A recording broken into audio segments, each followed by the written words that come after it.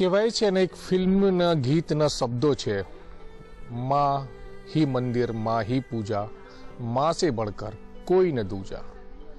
આ એક ફિલ્મના ગીતોના શબ્દો છે અને એમાં કહેવાયું છે કે આપણે સમજી પણ ગયા હશો કે માંથી વધીને કોઈ સંસારમાં નથી, માં જ બધું છે. પણ એ કઈ માઓ છે જે વૃદ્ધાશ્રમ પહોંચે છે અને કેવી રીતે પહોંચે છે, એની પાછળ જવાબદાર કોણ છે? એક માં અમારી સાથે અત્યારે અહીંયા છે, આપ જોઈ શકો છો. અને હું એક વૃદ્ધાશ્રમમાં પહોંચ્યો છું. એ માં થોડુંક ઓછું સાંભળે છે, કેમ કે ઉંમર પ્રમાણે સ્વાભાવિક પડે કે શરીર કામ નથી કરી રહ્યો. એમને હું પૂછીશું એમની કહાની શું છે, કે વૃદ્ધાશ્રમમાં કેવી રીતે પહોંચ્યા છે. એ માના જ શબ્દો હશે. શું નામ છે આપનું? મારું નામ મંજુલાબેન. મંજુલાબેન, કેવી રીતે તમે અહીંયા પહોંચ્યા છો? વૃદ્ધાશ્રમમાં કેમ રહી રહ્યા છો? તમારા દીકરાઓ કેવી રીતે તમારી ઉપર અત્યાચાર કરી રહ્યા હતા? શું હા તમારી કહાની? મારે બે દીકરા હતા ને, હું જેની ભેગી રહેતી હતી એનો એક્સિડન્ટ થઈને ઓફ થઈ ગયો અને પછી વહુ હતી ને બીજે વહી ગઈ. એટલે પછી હું અહીં નાના દીકરા પાસે આવી તો ત્યાં પાંચ વર્ષ રહી, 5-5.5 વર્ષ. એ કે તમે અહીં વી આવો, કે તમારી પાસે જે જીવાય મૂડી છે ને 40,000-50,000 લઈને આવતા રહ્યો કે અહીંયા. તો મને આ પહેલેથી જ જુદા હતા અને પહેલેથી જ બહુ જુદી રહેતી મારાથી, આ નાની વહુ. તો એટલે હું ને પછી આવી અહીંયા. તો મને કે પૈસા લઈ આવ્યા છો? મેં કીધું હા. મેં એને આપ્યા પૈસા અને પછી મને કે બેંકમાં મૂકી આવ્યા છો. મેં કીધું સારું. એટલે મેં કીધું પછી બીજે દિવસે થયા ને એટલે મેં કીધું હાલ આપણે બેંકમાં મૂકવા જવું છે ને. એટલે કે તમારું કામ નથી, કે હું મૂકી આવીશ. મેં કીધું સારું. પછી બહુ મને એને નહોતી ગમતી ને જગ્યા, હાકડ પડતી એને મારી. એને એકાદો છોકરો હોતો વધારે તો કેમ થાત, પણ એ કે નહીં, કે મને તમે વયા જાઓ અહીંથી. કે મેં કીધું હું ક્યાં જાઉં? તે મને તેડાવીને હું આવી તો કે હું ક્યાં જાઉં? એટલે કે ગમે ને જાઉં, કે આટલી મોટી દુનિયા છે. કે પછી હું ન ગઈ ને તો મને બહુ મારી ટ્યુશન કરે છે, ભણાવે છે. બહુ મને બહુ મારે, આમ હાલતા ચાલતા લાતો મારતા જાય મને. અને એમ કે કેમ વાર લાગી રસોઈ કરતા? કે કોણ આવ્યું હતું? કોની હારે વાતો કરતા હતા? મેં કોઈની હારે વાત નથી કરતા, પણ હવે મેં કીધું મારથી ઉંમર થઈ છે એટલે વાર લાગે. મેં કીધું એ આવે તો હું પાણીનો ગ્લાસ તૈયાર આપતી તો મને એને ન ગમી. પછી મેં કીધું કાંઈ વાંધો નહીં. મેં કીધું પછી એ મારી બહુ છોકરાને કે એટલે છોકરો પછી કામેથી આવ્યો એટલે ખીજાય એટલે મને મારે જે હાથમાં આવે. અને એટલે છોકરો પણ મારતો તમને? છોકરો કેવી રીતે મારતો હતો? એ બહુ કે ને એનું સાંભળે ને પછી મને કે ક્યાં ગઈ મારી વસ્તુ? આ મેં કીધું અહીં ક્યાંક પડી હશે, જો ને આડી અવળી. હવે છોકરા એની છોકરીને છોકરો બે છે, હવે ક્યાંક લેતા કરે તો મુકાઈ ગઈ આડી અવળી. એમાં ન મળે ને તો ખીજાઈને મારે.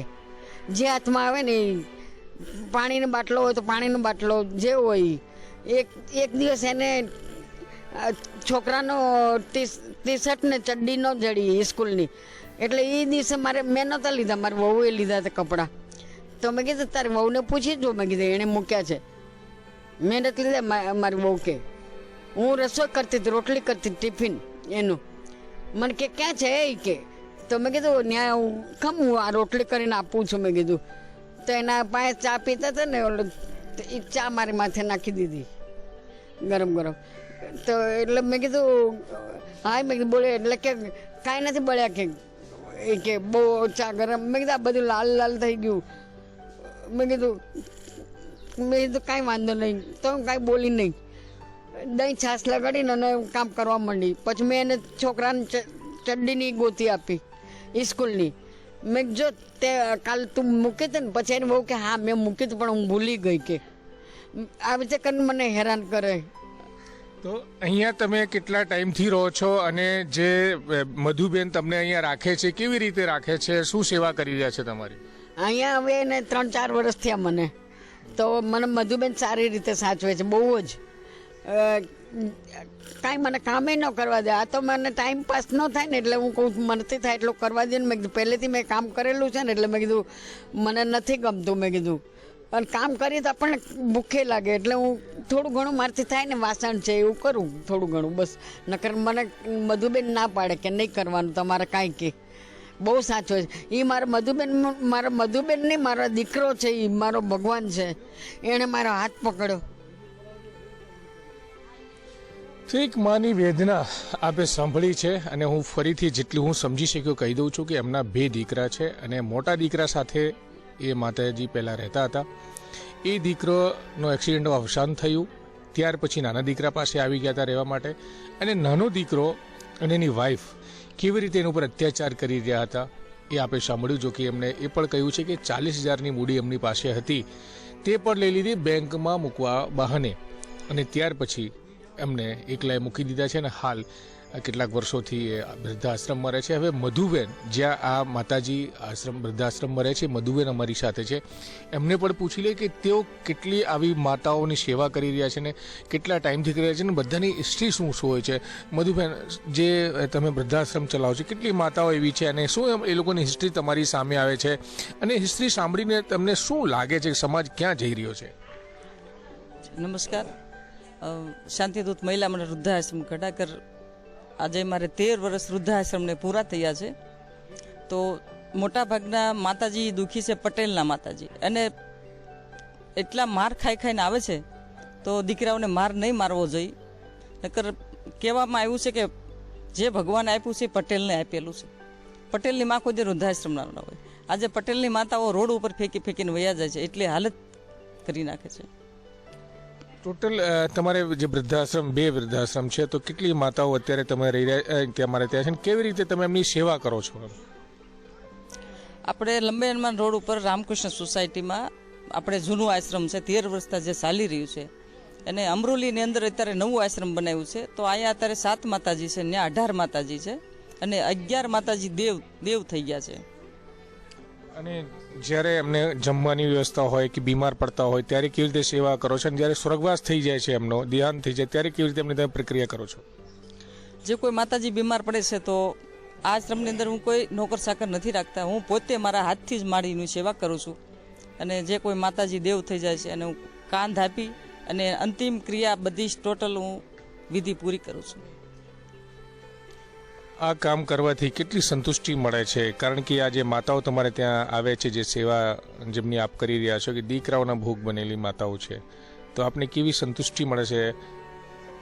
મને એટલી ખુશી મળે છે કે એની કોઈ સીમા નથી. અને આ ખુશી કોઈ બતાવી નહીં શકાય કે માની સેવાની ખુશી કઈ છે. મને બહુ જ આનંદ મળે છે. તો આ મધુબેન જેઓ વૃદ્ધાશ્રમ સુરતમાં ચલાવી રહ્યા છે અને જે માતા જે અહીંયા દીકરાના કારણે અને વહુના કારણે પ્રતાડિત થઈને ઘરેથી બહાર નીકળ્યા છે અને હાલ વૃદ્ધાશ્રમમાં રહી રહ્યા છે. તો અમે જે શરૂઆતમાં વાત કરી હતી કે માની અંદર ભગવાન હોય છે અને ભગવાનને તો કોઈ જોયા નથી, પણ જે જન્મ આપનારા જે માતા અને પિતા બંને ભગવાન કહેવાય છે, ભગવાનનું સ્વરૂપ છે. આપણે શાસ્ત્રોમાં પણ લખ્યું છે. પણ કદાચ કલિયુગના દીકરાઓ, કેટલાક દીકરાઓ ભૂલી ગયા છે કે માતા પિતા ભગવાન નથી, એમને નથી લાગી રહ્યો છે. પણ એ પણ કહેવત છે, જેવી કરણી એવી ભરણી. એટલે આજે કોઈ પણ દીકરો એની માતાને પિતાને આવી રીતે પ્રતાડિત કરે છે, આવી ઉંમરમાં જ્યારે એમને સહારાની જરૂર છે ત્યારે એને ઘરમાંથી બહાર કાઢી મૂકે છે અને આ પરિસ્થિતિ નિર્માણ થાય છે અને વૃદ્ધાશ્રમમાં સહારો લેવો પડે છે. ત્યારે જે મેં આ માતાજીએ વાત કરી કે આ મધુબેન જેવા જે મહિલાઓ છે, જે દીકરા બનીને એના માટે દીકરા છે અને આવી કેટલાક માટે માતા માટે એ દીકરા તરીકે કામ કરી રહ્યા છે અને સેવા કરી રહ્યા છે, એ ખરેખર સરાહનીય છે. પણ ખરેખર આ એક મેસેજ છે. આપણા સભ્ય સમાજની વાત કરતા હોય છે, મધર ડે ઉજવતા હોય છે, જ્યારે આ વૃદ્ધાશ્રમમાં ઘરોમાં જે માતાઓ છે તેઓ બેસહારા બની જે દીકરાઓ ઘરમાંથી કાઢી મૂકશે ને વૃદ્ધાશ્રમમાં સહારો લેવો પડે છે. અમારા માટે, તમારા માટે, સભ્ય સમાજ માટે કમનસીબી છે. સંજય સિંહ રાઠોડ, ગુજરાત તક, સુરત.